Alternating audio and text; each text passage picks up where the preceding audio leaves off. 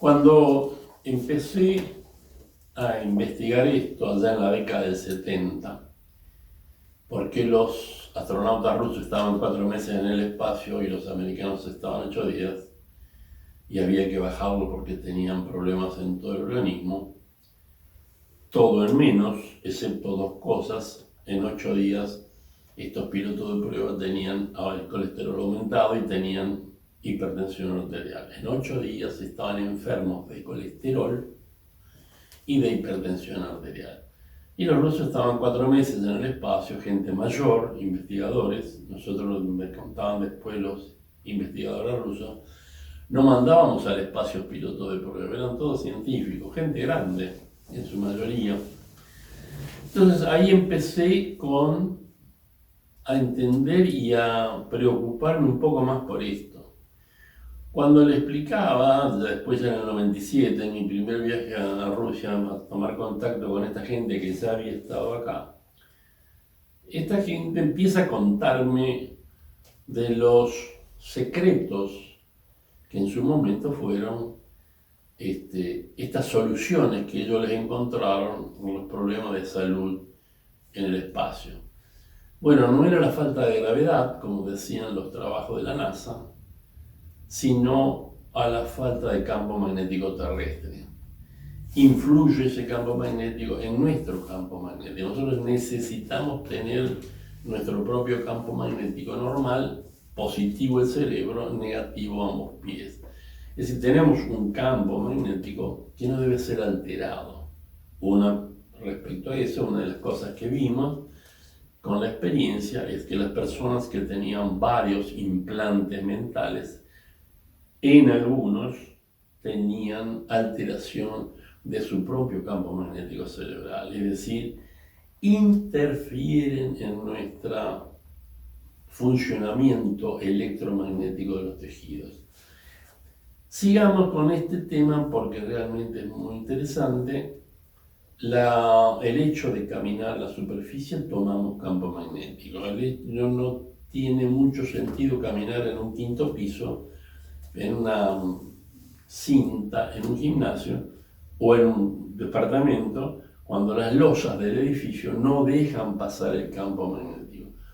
Cuando les comentaba que nosotros no dábamos tanta física biológica, la cara de estos se miraban entre ellos, y cuando el énfasis de esas miradas me llevaba a recordar a nuestro premio Nobel, el doctor Bernardo Husserl, cuando decía: los médicos no van a entender qué es la salud y la enfermedad hasta que no estudien más física y química.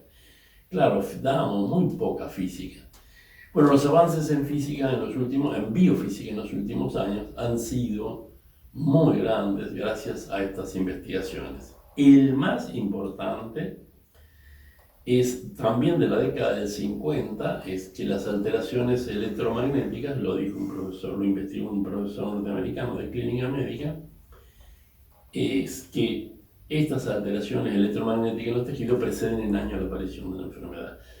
Eso hace que, junto a otros nuevos conocimientos de biofísica, el papel del agua, el papel de las sustancias oxidantes en el organismo, más todavía cuando el doctor Montagnier, que investigó cáncer, el premio Nobel del 2008 de medicina, cuando hablaba de cáncer, él decía que la mayoría de los productos cancerígenos que provocan cáncer actúan como sustancias oxidantes.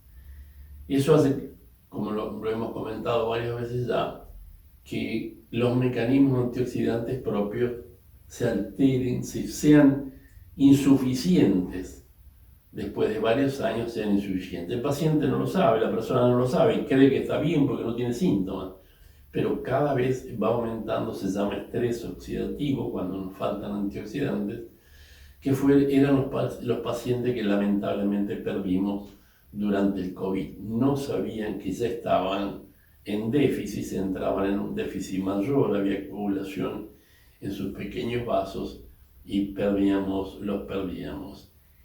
Eso es los grandes avances, hay varios más que yo me tomé el trabajo de juntarlos y tener que estudiar, empezar a estudiar más física para entender esto de las alteraciones electromagnéticas. Y otra cosa que conocemos en la actualidad, también por estos diagnósticos computarizados, es a conocer qué es el terreno predisponente.